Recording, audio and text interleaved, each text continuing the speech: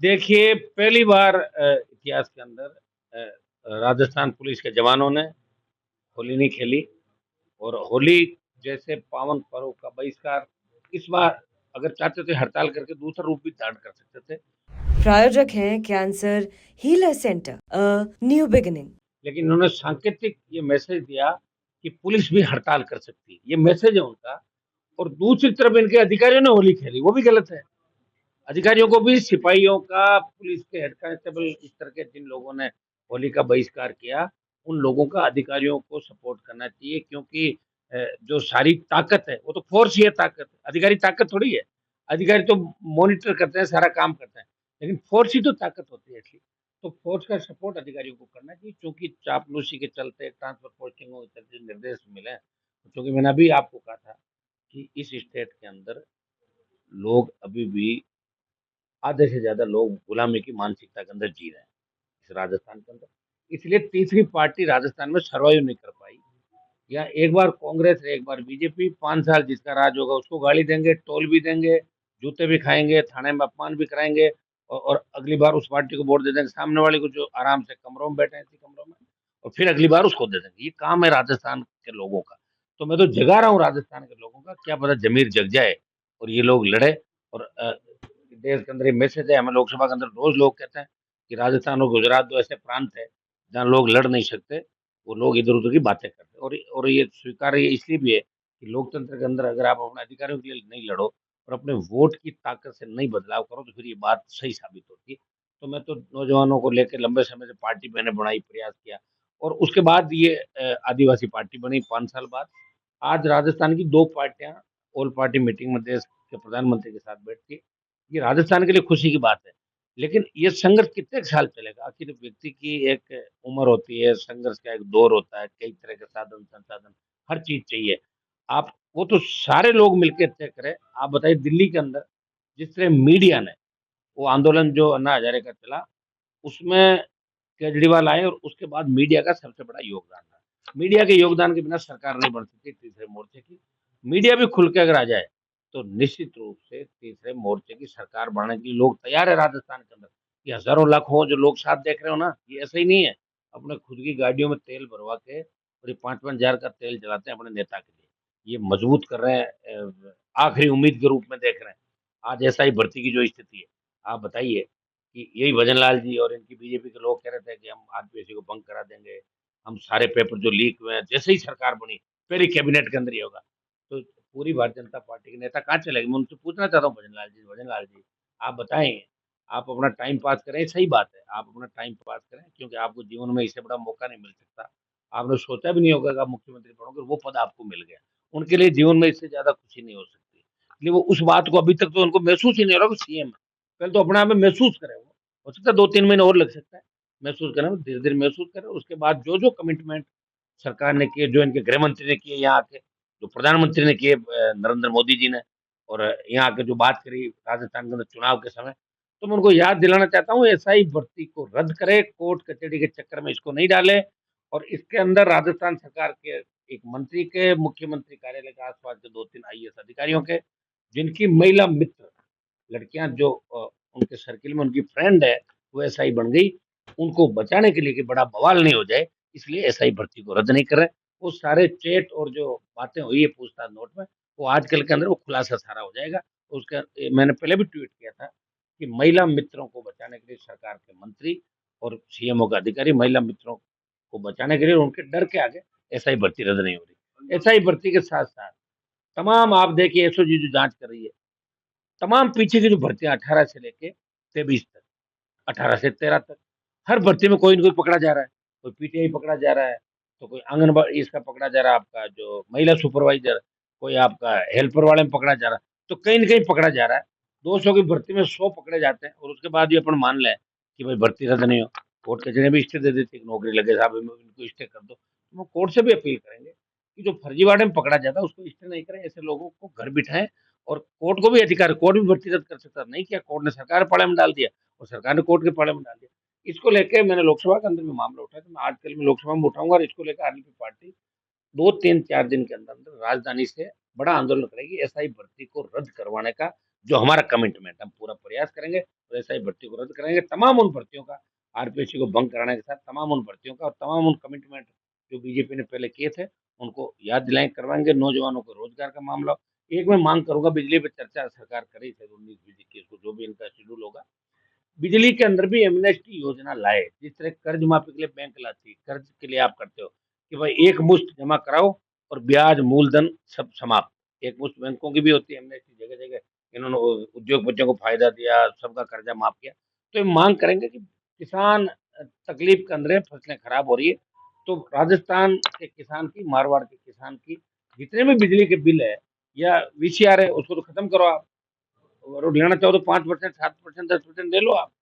लेकिन बिजली के जो बिल है, किसी के 5 लाख, 7 लाख, 10 लाख, उन बिजली के बिलों को 10 से 15-20% एक साथ लेके और उनको खत्म करो 31 मार्च तक। ये मांग मैं राजस्थान की सरकार से कर रहा हूँ। अगर सरकार कुछ करना चाहती है और टाइम पास करना चाहते हैं भजन लाल जी तो करे, मना कौन कर रहा है? कांग्रेस भी टाइम पास ही कर रही है।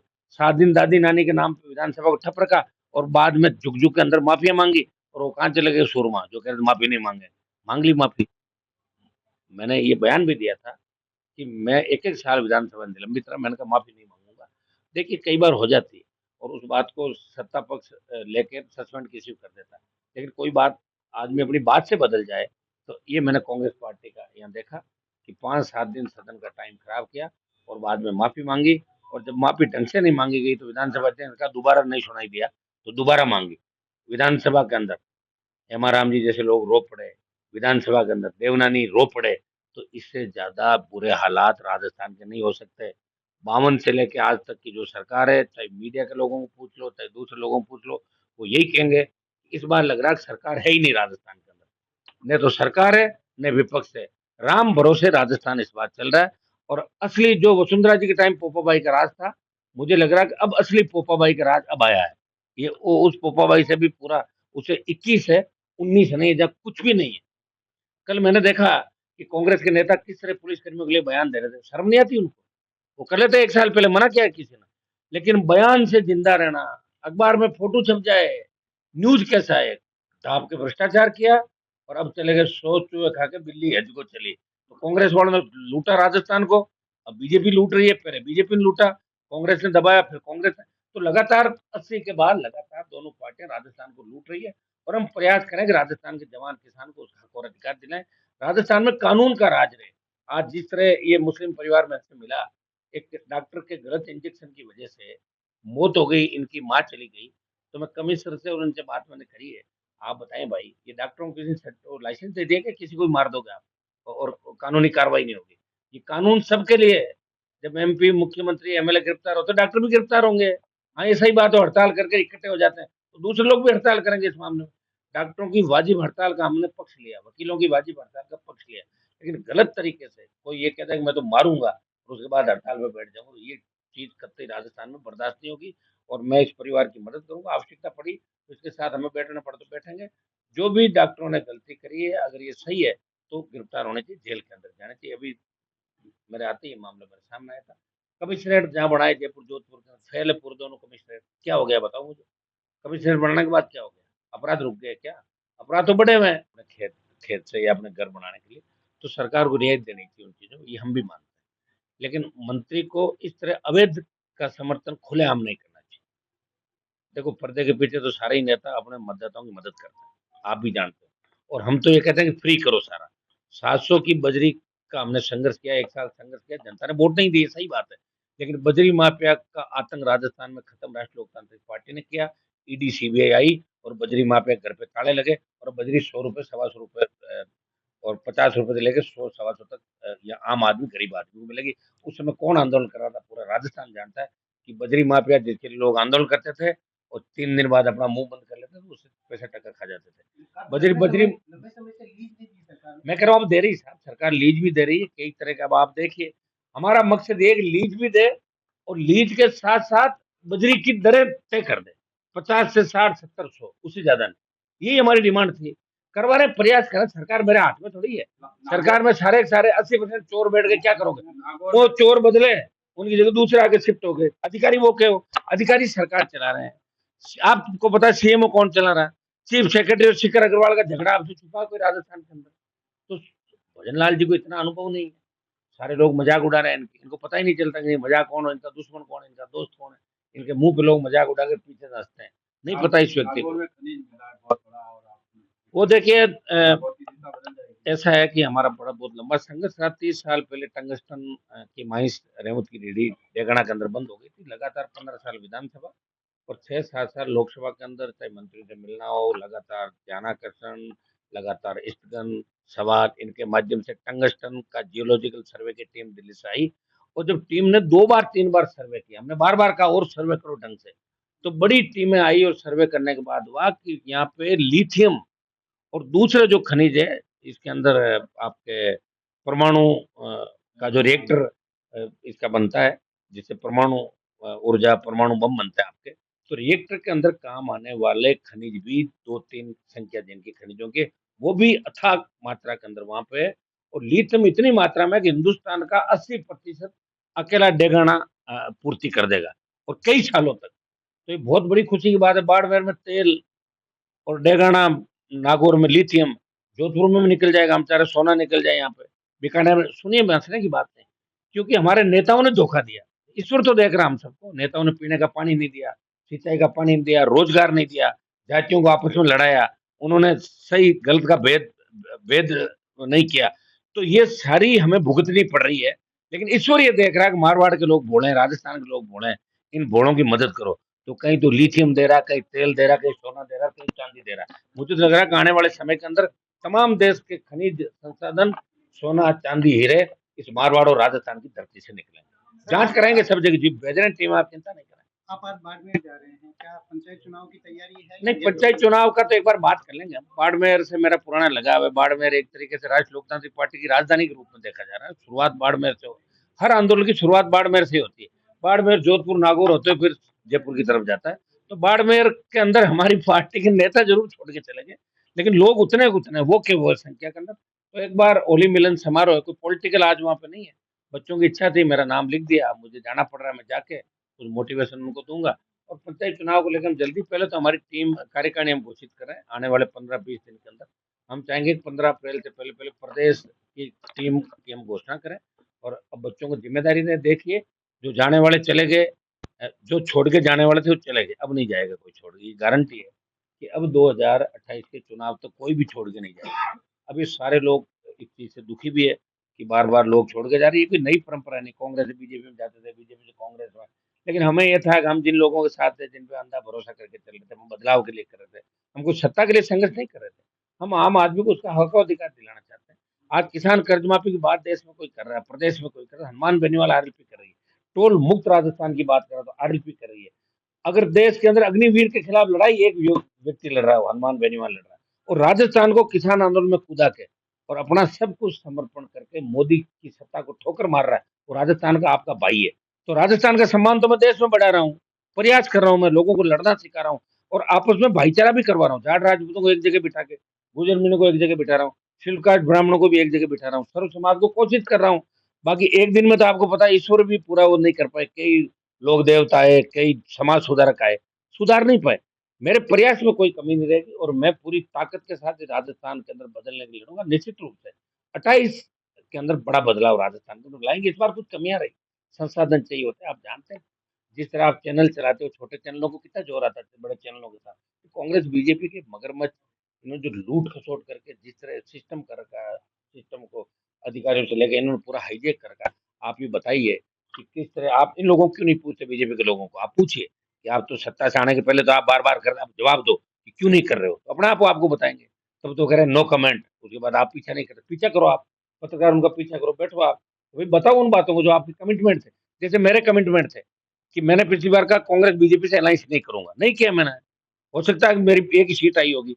फिर मैंने कहा कांग्रेस से नहीं करूंगा, हार गया क्यों, सर में क्या फर्क पड़ता है। 1 से 95,000 वोट तो मेरा है, दोनों पार्टियां मिल गई, फर्क क्या पड़ता है। हार जीत चलती रहती है जंग के अंदर, ये जरूरी नहीं जंग जीती जाए। जंग लड़ी कैसे, जंग बड़ी मजबूती से लड़ी। तो जंग मजबूती से लड़ी और इसका परिणाम इस देश के अंदर आएगा निश्चित रूप से। अग्निवीर को लेकर बड़े आंदोलन की शुरुआत में कर रहा हूँ और किसानों के आंदोलन का नेतृत्व पंजाब ने किया और जवानों के आंदोलन का नेतृत्व राजस्थान करेगा। और अग्निवीर हम वापस करवा के ही मोदी अमित शाह से करवा के दम लेंगे। ये संदेश हम पूरे देश के अंदर देंगे कि राजस्थान का अग्निवीर के खिलाफ आंदोलन का नेतृत्व करा और राजस्थान का जवान मजबूत है, यहाँ के किसान मजबूत है। ये संदेश हमें राजस्थान के अंदर जाना। किरोड़ी मीणा जी मतलब क्या कहेंगे? साहब तो मेरे साथ ही संघर्ष कर रहे थे लंबे समय तक। मैंने तो उनको उस समय भी कहा मत जाओ आप, वो बीजेपी के लोगों के चक्कर के अंदर आके उनको नर्वस होने की जरूरत नहीं। उनको तो आना चाहिए राजस्थान को बचाने के लिए। अब आ जाना चाहिए, हम हो जाएंगे। डॉक्टर साहब आ जाए, अगर पायलट का दम घुट रहा है तो वो भी आ जाए कांग्रेस में। अगर उनको नहीं दिख रहा फ्यूचर तो आ जाना चाहिए टाइम पे। और फ्यूचर है तो करो वहां पे, हम मना नहीं करना किसी को। हम लड़ रहे हैं, हम लड़ेंगे, कोई आए या नहीं आए इससे कोई फर्क नहीं पड़ रहा। हमारी लड़ाई राजस्थान में जारी रहेगी, इस राजस्थान को बचाने। आप तो बाढ़ में जा रहे हो, आप तो बाढ़ में जा रहे हो। राहुल गांधी वियतनाम जा रहा है मेडिटेशन किस लिए जा रहे हैं? मेडिटेशन के। हाँ तो वो जाते रहते हैं, साल की आदत है। हाँ जाएंगे ना, बिल्कुल उनके साथ चले जाएंगे ना। बाड़मेर जोधपुर से कोई न कोई चले जाएंगे वियतनाम। गणी लोग जाने वाले हैं। हमने तो कभी ये काम किया नहीं, और वो बड़े लोग ये कर रहे हैं। उनके तो बाप दादाओं के नाम का उनको मिला है ना, उनको कौन सा संघर्ष करना पड़ा। राहुल गांधी जी को तो उनके दादी का, पिताजी का सारा कुछ मिला हुआ है। राजस्थान से किसको रिकमेंड कर रहे हो साथ में जाने? अपना आप चले जाएंगे जिनको जाना। मैं क्यों रिकमेंड करूंगा? मैं तो किसी को रिकमेंड नहीं करूंगा। मैं तो इस आरएलपी को मजबूत करूंगा, और एक दल को इस बार छत डाल देंगे। हमारी कुछ कमियां रही, हमें खुद को पता क्या रही क्या नहीं। सबसे बड़ी कमी संसाधन की होती है। इस बार अपील करेंगे लोगों से कि सब लोग जुड़ो राजस्थान को बदले। निश्चित रूप से राजस्थान नहीं, देश के अंदर इस बार राजस्थान पे नजर है देश की, कि राजस्थान में बदलाव होना चाहिए। चुनाव अब राजस्थान में सबसे पहले 28 का। तो हरियाणा का चुनाव बाद में, दिल्ली का भी बाद में होगा। और राजस्थान के चुनाव पे पूरा देश करेगा कि राजस्थान पे हमें फतेह हासिल करनी, राजस्थान की सत्ता पे कब्जा करना। ये प्रयास हमारा मजबूती के साथ रहेगा। आने वाले दिनों में हमें आप बड़े संघर्षों के रूप में, आप बड़ी रैलियां, बड़े आंदोलनों के रूप में राष्ट्रीय लोकतांत्रिक पार्टी को सड़क से लेकर सदन तक आप देखो। प्रायोजक हैं cancer healer centre, a new beginning.